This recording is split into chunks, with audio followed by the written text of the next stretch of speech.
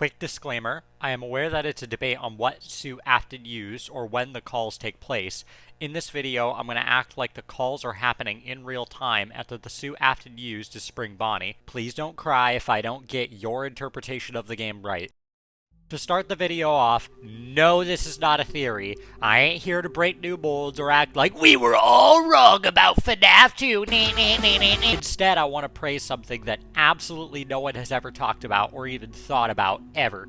The Fnaf 2 phone calls are kinda cool. For a while now, something that's been on my mind is how genuinely well written and well acted the Fnaf 2 phone calls are. Like, way better than the ones in Fnaf 1 or 3. There's a really well crafted and disturbing story that starts to unravel if you pay attention to what phone guy aka Ralph has to say. So, let's go through each phone call and see why I like its story so much. God, this is gonna be a nightmare to edit.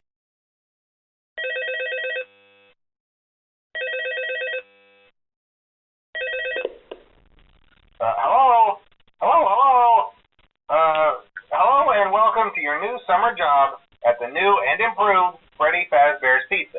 On night 1, we're given a very basic rundown of where we are and what this place is kind of holding. We're told about a supposed older location that was left to decay for reasons possibly unknown to the player. Of course, if you looked into the lore of the first game, you would know exactly why. Furthermore, if you were a new player, you could probably assume that the big old 2 slapped on Fnaf 2 means it's a sequel, but already the phone calls clue you in on the fact that this may be different, other than the fact that Ralph isn't fucking dead, of course. They've spent a small fortune on these new animatronics. Facial recognition, advanced mobility, they even let them walk around during the day. Isn't that neat? If you were a keen listener in Fnaf 1, you would know that there was a mention of them being able to walk around during the day until a certain incident happened. Something Ralph also mentions is that these new shiny robots are equipped with facial recognition systems, which is the main reason why we could use the Freddy mask to trick them. Something very interesting that at first seems like a nothing detail is the fact that someone was there before us. You're only the second guard to work at that location.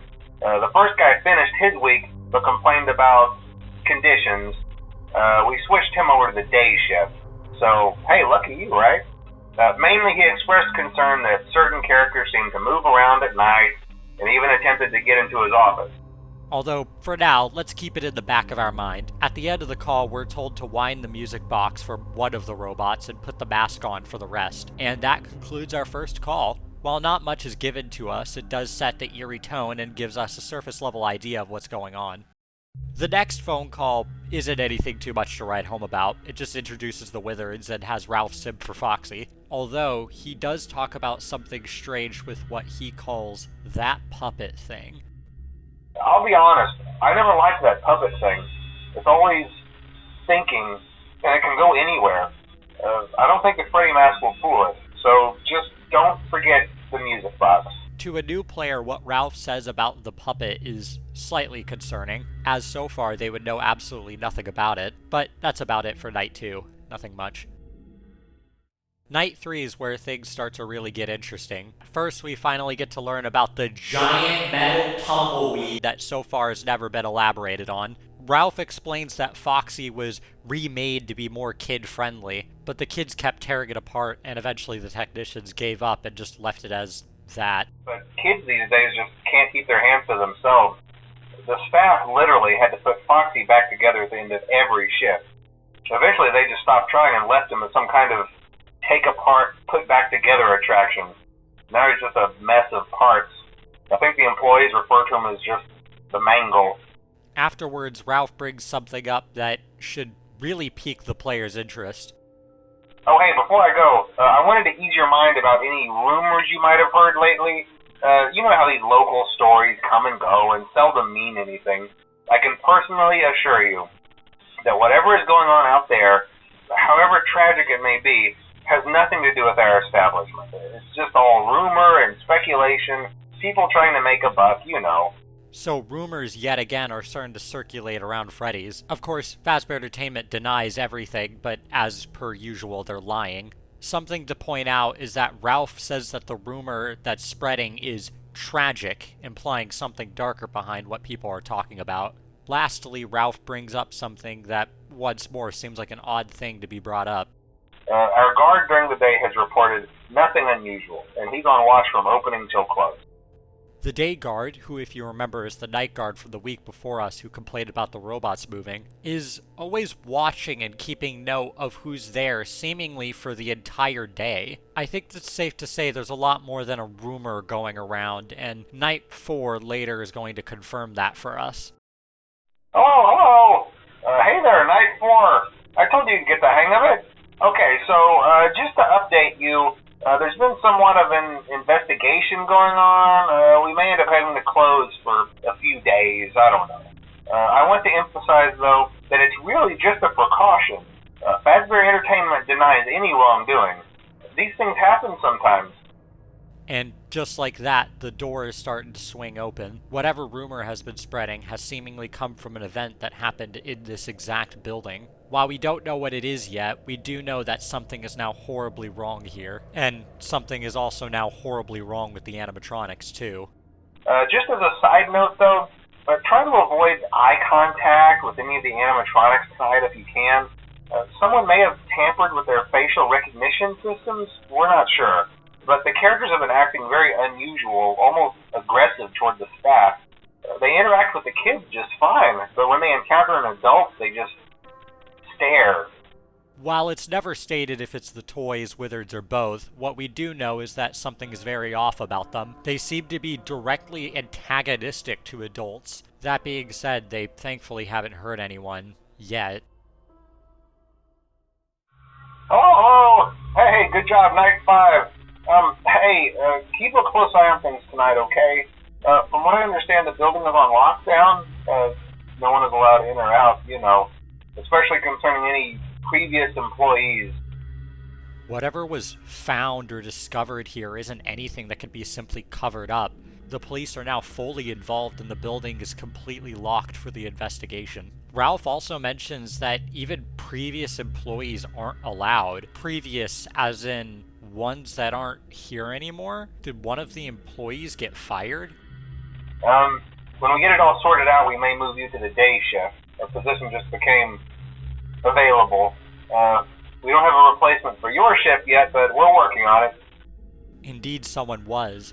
The day guard, who Ralph has talked about quite often in the previous nights, has suddenly been let go from the company. I think it's pretty easy to assume to put two and two together about the day guard and the investigation. But there's another bombshell that Ralph drops before ending off the night. We're going to try to contact the original restaurant owner. I think the name of the place was Fredbear's Family Diner or something like that. It was closed for years, though. I doubt we'll be able to track anybody down. There was another location before this one, before even the first Freddy's, but we won't get elaboration on it in this game, unfortunately, and thus that concludes Night 5. Night 6 is where everything comes together, and the disturbing nature of the story is shown on full display. I'm going to let this one play in its entirety to give the full experience as what it would be like to hear it for the first time.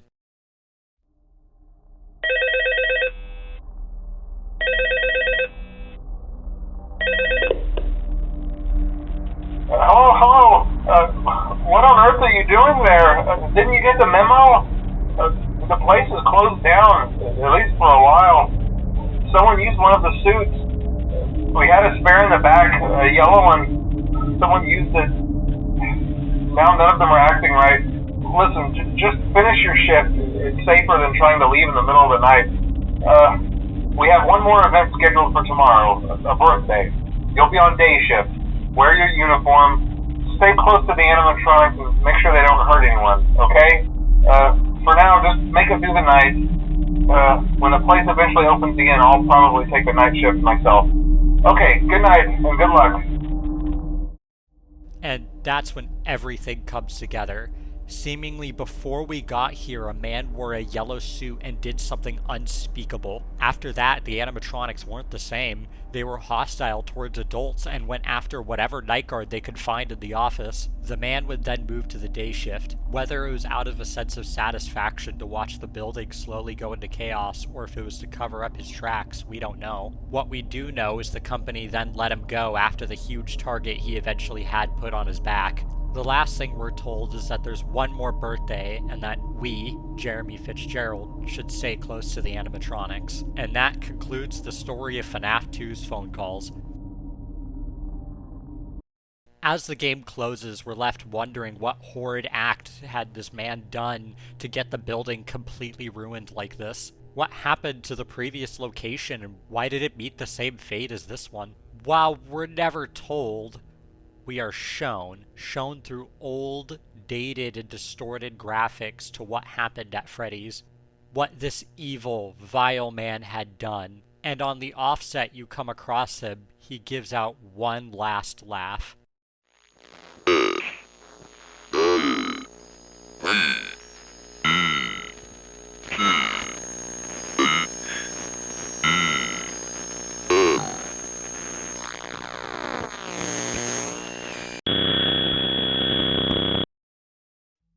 I love how well put together the FNAF 2 phone calls are. Hell, how well put together FNAF 2's story is. To the slow panic and uneasiness that builds up to then when Ralph talks about what is happening to the building and putting the pieces together, such as the day guard being revealed to have been the purple guy in the Atari minigames, really just brings it all together to a fun, engaging, but horrifying mystery. Anyway, that's about all I wanted to say. I'm on winter break now, so hopefully the next video won't come out in 5 months. Don't forget to like and subscribe, and I'll see you all next time.